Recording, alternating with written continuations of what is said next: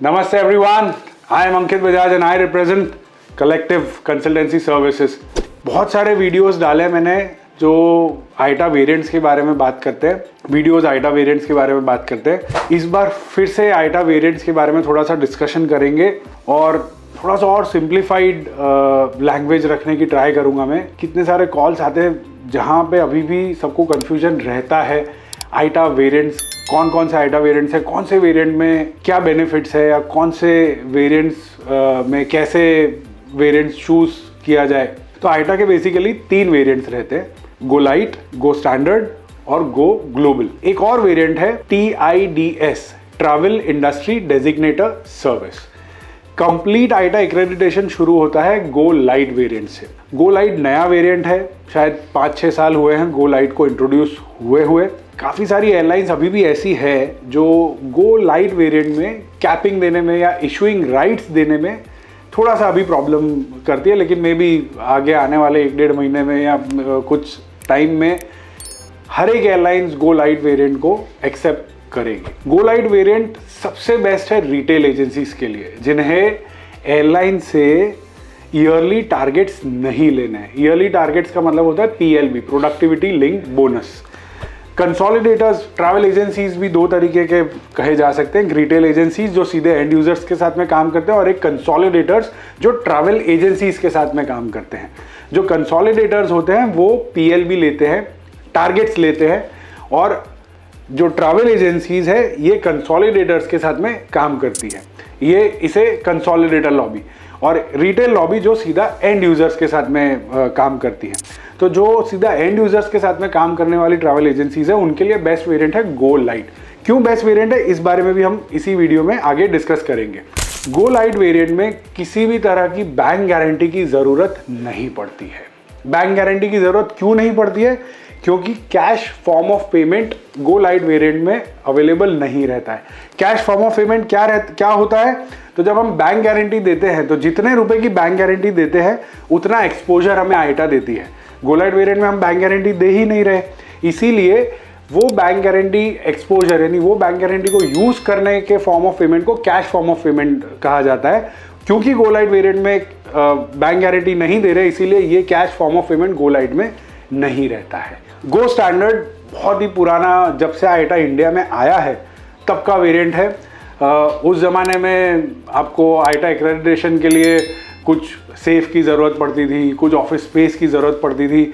अभी ऐसा कुछ भी नहीं है, ना ही गो लाइट में इसकी ज़रूरत है, ना ही गो स्टैंडर्ड में इस तरह की चीज़ों की ज़रूरत है। हाँ, लेकिन गो लाइट में बैंक गारंटी की आज भी ज़रूरत पड़ती है। आइटा मिनिमम बैंक गारंटी मांगता है 7.5 लाख रुपए की, और वो डिपेंड करता है आपके फाइनेंशियल्स के ऊपर। हालांकि गो लाइट में बैंक गारंटी की कोई ज़रूरत ही नहीं पड़ती है, इसीलिए वो रिटेल एजेंसीज के लिए सबसे बेस्ट वाइबल वेरिएंट है। 3 तरह के फॉर्म ऑफ पेमेंट्स रहते हैं, एक कैश, क्रेडिट कार्ड और IATA easy pay. Cash form of payment क्या है हमने इस बारे में डिस्कस कर लिया। Credit card form of payment समझाने की जरूरत नहीं लग रही है, बड़ा ही सिंपल फॉर्म ऑफ पेमेंट है, अपने आप में एक्सप्लेन करे वैसा वर्ड है credit card form of payment. IATA easy pay नया फॉर्म ऑफ पेमेंट है। आइटा का टाई अप है 2 बैंक के साथ में, येस बैंक और स्टैंडर्ड चार्टर्ड बैंक।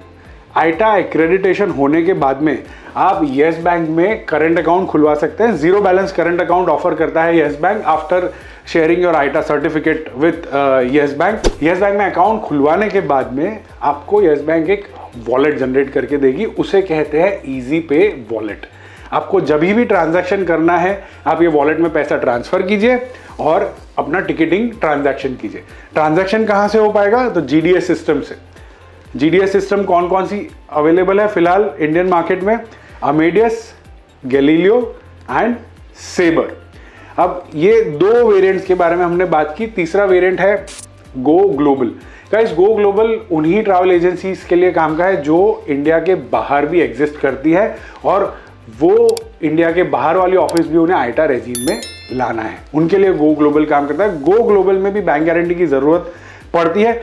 मोर और लेस गो ग्लोबल और गो स्टैंडर्ड सेम कहा जा सकता है। गो ग्लोबल में सिर्फ इंटरनेशनल ऑफिस भी कवर्ड है, go standard is available for Indian market. So guys, ये आइटा के 3 वेरिएंट्स के बारे में हमने बात की। जो 4th वेरिएंट है वो है TIDS, travel industry designator service. पहले वाले तीनों वेरिएंट में आप लोग आईटा एक्रेडिटेड लोगो भी यूज कर सकते हैं। TIDS में आप आईटा एक्रेडिटेड लोगो नहीं यूज कर सकते। TIDS का लोगो अलग रहता है, लोगो आपको वीडियो में विजिबल रहेगा TIDS का। TIDS वेरिएंट जो सिर्फ होटल बुकिंग का काम करते हैं, जो जनरली टिकटिंग का काम नहीं करते, उनके लिए TIDS वेरिएंट सजेस्टेबल है। गाइस, TIDS में बिलिंग सेटलमेंट प्लान BSP का एक्सेस नहीं रहता है। आपको एक यूनिक TIDS कोड मिलता है, वो कोड होटल रिकॉग्नाइज कर सकती है। वो कोड के हिसाब से आपकी travel agency will be recognised by all the hotelier. My contact details, मेरे कॉन्टैक्ट डिटेल्स, मेरा ईमेल एड्रेस इस वीडियो में आप देख सकते हैं। इस वीडियो में I am waiting for your call.